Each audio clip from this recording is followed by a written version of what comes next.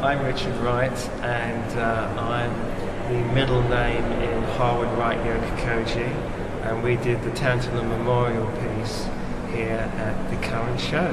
Tantalum Memorial is a memorial to the 4 million Congolese people who died as a result of the coltan wars. Coltan ore is the mineral that tantalum metal is derived from, which is the metal to use to make capacitors in mobile phones. There is now an enormous demand across the world for tantalum, and it's led to a lot of conflict in the eastern Congo between the warring militias that use the revenue from coltan to fund their activities. Tantalum Memorial is constructed out of a rack of old Strowger electromechanical switches. Strowger switches are the design of the first automated telephone exchange in the late 19th century. And what we do is we connect that to our own modern social telephony system called telephony trottoir, and the calls from telephony trottoir trigger the switches on the rack. So telephony trottoir is a separate project that we built for the Congolese community, and we built this project with a Congolese radio program called Nostalgia Mboka. And what it does is it allows Congolese people to pass messages between each other using their telephones and to record comments on all kinds of issues and subjects relevant to them. And since we launched the project in 2006, we amassed about 2,000 Congolese users and created a database of about 1,300 recorded comments from the Congolese users. So telephony trottoir was a social telephony project that worked over the telephone, and even though it was very successful, it was all in Lingala, which is the Congolese language, and it was really only visible to the Congolese users. So one problem that we had was that even when we did new media projects that were successful, it was quite difficult for people outside that network of participators or outside of certain communities to really appreciate what was going on. And we felt that this was part of a general problem with new media, that it tended to be sort of constricted to certain ways of using software, to desktops. And we wanted to find a way to expand the context in which these kind of projects could be appreciated by people more generally. The other thing that we found is that a lot of the people using telephony trottoir began to talk about the coltan wars back in the Congo. Coltan wars have resulted in a great loss of life in the Congo, and it's also a conflict which is not very widely known. It's led to this sort of migration of Congolese people through the UK and the rest of the world generally. And it's related very much to the increase in use of mobile phones, of which people in Central Africa are some of the main kind of main driving force behind this increase in mobile phone usage. So the fact that Congolese people are being dispersed around the world is related to their desire to keep in touch with each other and accrue more mobile phones, which in turn creates more demand for tantalum, which feeds into the militia, which are creating the coltan wars in the first place.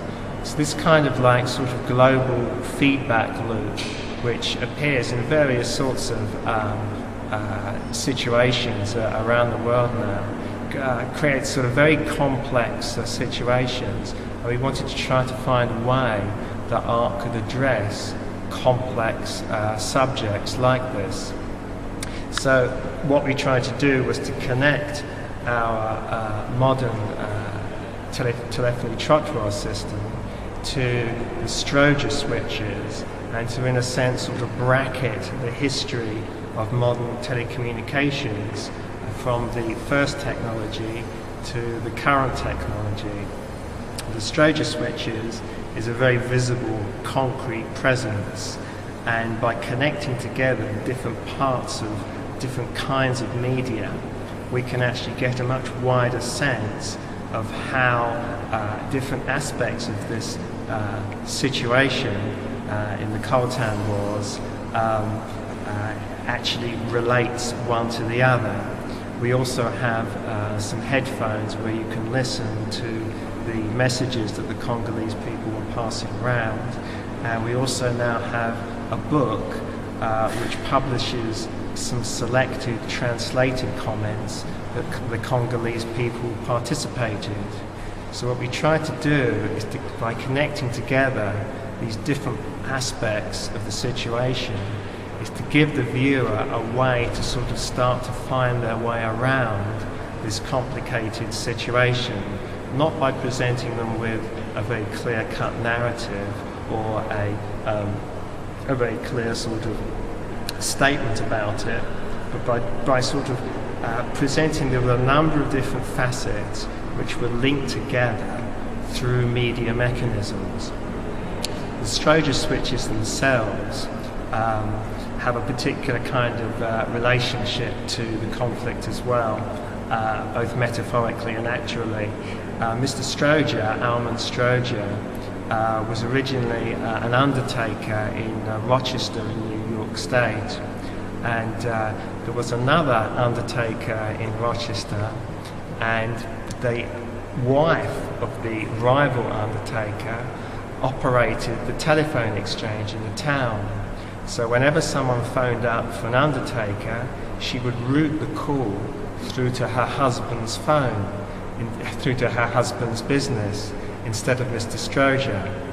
So when Strowger found out about this, he invented this automated switching mechanism to try to exclude this element of human corruption. So now the machine would automatically route calls through without discrimination. So Mr. Strowger invented this switch, which went on to revolutionize the telecommunications industry, and once that went into production, he went back to undertaking again. His mission accomplished.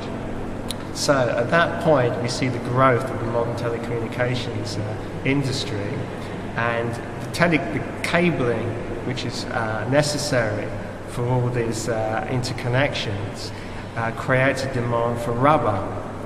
Where is a big rubber plantation in the world at the end of the 19th century? It's in the Belgian Congo, which King Leopold has converted into practically a giant rubber plantation and worked on by pretty much reducing the Congolese population to slaves. So even at the beginning of telecommunications industry, there is this incredible sort of like exploitative connection with the Congo region, which just happens to be such an incredibly rich region in the world for growing things, for minerals, gold, cobalt, and coltan oil to make tantalum. So the Congo region has become this sort of like blind spot in the history of telecommunications, despite the fact that we now think of ourselves as being able to pass information around very freely, globally, around the world, and being able to have access to information of any particular kind. The coltan wars, which lie at the sort of technological resourcing of this industry through tantalum metal, are the one thing which aren't widely known about and aren't widely communicated. They become a sort of communications blind spot in the entire global economy with telecommunications. And it's that kind of shape in communications that we want to try to find a way to bring out in artworks like Tantalum Memorial.